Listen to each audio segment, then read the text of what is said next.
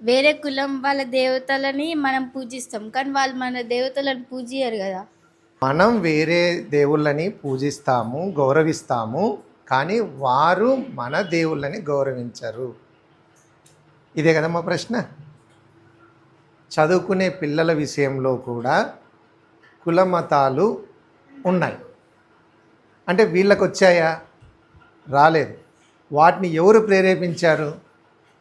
కుటుంబ వ్యవస్థ, సంప్రదాయాల నుంచి, వారి పెద్దల నుంచి ఈ ప్రశ్న వచ్చింది. తల్లిదండ్రులైనా, గురువులైనా, ఎవరైనా సరే చెప్పాల్సింది ఏంటంటే కుల మతాలకు అతీతముగా రేపటి భవిష్యత్తు బాగుండాలి అనే విద్యను నేర్పాలే కానీ ఇటువంటివి ప్రేరేపించకూడదు. ఇప్పుడు చూడండి, అందరం స్కూల్కే వచ్చాం కదా. ఇది ఏ క్లాసు? మీ అందరిని ఏమంటారు? 7th క్లాస్ స్టూడెంట్స్ అంటారు. సో అటువైపు ఏ క్లాస్ ఉంది? ఆ వారిని ఏమంటారు? ముందరికి వెళ్తే యూకేజీ స్టూడెంట్స్ అంటారు. అంటే ఆయా క్లాసుల్లో వారి చదువుల్ని బట్టి క్లాసులు వేరైనా స్కూల్ మాత్రం ఒక్కటే, గురువులు మాత్రం ఒక్కడే. గురువులు ఒక్కరే, వాళ్ళు చెప్పేది ఏదన్నా కానీ గురువులు ఒక్కరే. అలానే భగవంతుడు ఒక్కడే. వారి సంప్రదాయాలను బట్టి వారి పిలుపులు మారుతాయి. అటువంటి పిలుపుల్ని కూడా ఆస్వాదింప చేయడం అనేదే తల్లిదండ్రులుగా, గురువులుగా, సమాజంలో ఉన్న మేధావుల యొక్క ముఖ్య భూమిక. కులమతాలు అనేటివి భగవంతుడు చెప్పలేదు. చాతుర్యవర్ణం మయా సృష్టం గుణకర్మ విభాగశః అని మాత్రమే చెప్పాడమ్మ. మనుషులను సృష్టించాడు, వాళ్ళు చేసే పనిని బట్టి వాళ్ళ పేర్లు పెట్టాడు, అంతే. కులమతాలని కాదు. ఇప్పుడు చూడండి, ఈ స్కూల్ ఉంది. ఈ స్కూల్ పేరేంటి? శ్రీ విద్యానికేతన్. ఓకే. ఈ స్కూల్ కరెస్పాండెంట్ గారు ఎవరు? భాస్కర్ గారు. నేను చెప్తా. భాస్కర్ గారు ఆయన కరెస్పాండెంట్. వాళ్ళ మిస్సెస్ గారు ప్రిన్సిపల్ గారు. వాళ్ళ అబ్బాయి డైరెక్టర్.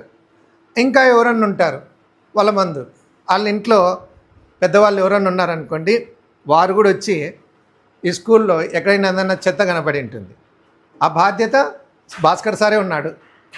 అక్కడ కరెస్పాండెంట్గా ఉన్నాడు. గ్రౌండ్లోకి వచ్చాడు, గ్రౌండ్లో చెత్త కనపడింది.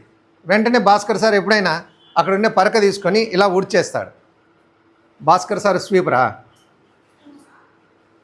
అక్కడ పని చేస్తున్నాడని స్వీపర్ అంటాము మనము, అనం కదా. సో అంటే పరిస్థితులను బట్టి, పనిని బట్టి స్థితి మారుతుంటుంది కానీ వ్యక్తి మారడు.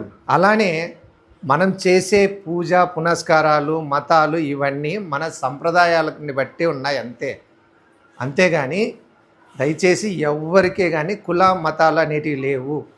సంప్రదాయాలు ఉన్నాయి. ఆ సంప్రదాయాలని బట్టి వాళ్ళు రేపటి భవిష్యత్తుని తీర్చిదిద్దాలి. ఇంకోటమ్మా, పరాయి వారిని గౌరవించడం అనేది మన సంస్కారం. వారు గౌరవిస్తున్నారా లేదా అనేది సెకండరీ. నువ్వే కాదు, ఎవరైనా సరే. మన మతం అనేది లేదు, మనం అనేది మాత్రమే ఉంది. మనము కల్మషం లేని పిల్లలం. చదువుల్లో కల్మషాలు ఉండవు. కాబట్టి వాటి జోలికి ఎన్నడూ మీరు వెళ్ళొద్దండి. ఎవరైనా మీ ఫ్రెండ్స్ ఉన్నారు, రహీలా ఈడే కూర్చుంటుంది, రషీమా ఈడే కూర్చుంటుంది, రాధాను కూడా ఇక్కడే కూర్చుంటారు. ఐకమత్యం ఉన్నప్పుడు ఒక్కొక్క ఫ్రెండ్ మీద మంచి చేసే ఆలోచనలే ఉండాలి, కానీ ఎన్నడే కానీ చెడు చేసే ఆలోచనలు రాకూడదు. అదే భగవంతుడు చెప్పేది. సెక్షన్స్ మారినాయి అనేసి మారకూడదు. ఒకటే తరగతి, ఒకటే సబ్జెక్టే, సెక్షన్లు మారింటాయి అంతే. కాబట్టి పరమత సహనం అనేది మనకు ఉండాలి. అది మనిషి ధర్మం. ఓకేనా? కాబట్టి ఎప్పుడు అలాంటి దానిని యాక్సెప్ట్ చేసుకోవద్దండి. ఓకే. హరే కృష్ణ.